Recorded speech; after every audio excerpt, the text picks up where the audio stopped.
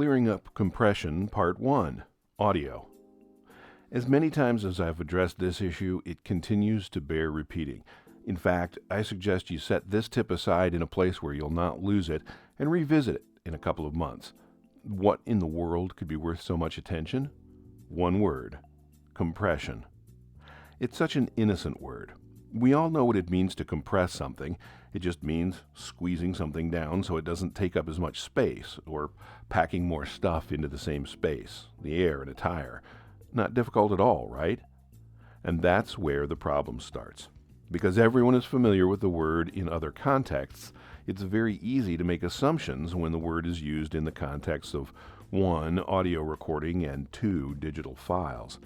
Trouble is, as people who deal in digital audio all the time, we run into these two contexts at nearly the same time, so it's even easier to confuse them. And so there are misconceptions about what it means to compress audio and to compress digital files. These are two very different things. So this tip, along with the next one, is all about explaining them separately so you can avoid the pitfall. Audio compression.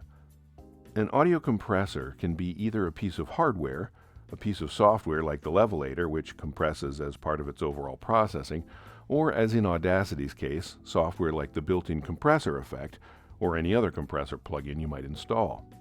In the case of hardware, the compressor acts upon the analog audio and affects the waveform.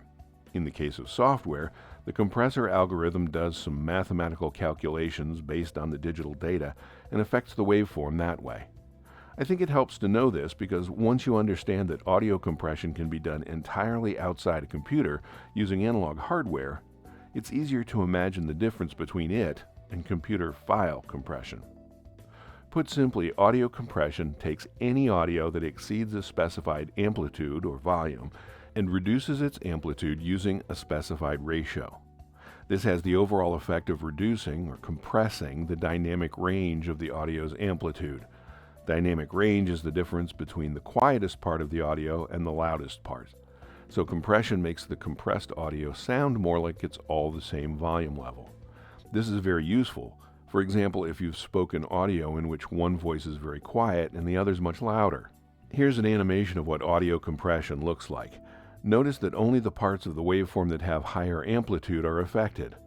The net effect is that there's less difference between the quiet parts and the loud parts.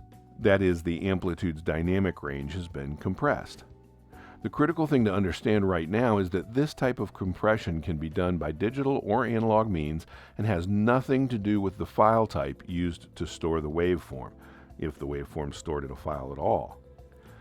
Next time we'll take a look at file compression and why the term compression so frequently gets confused in the world of digital recording.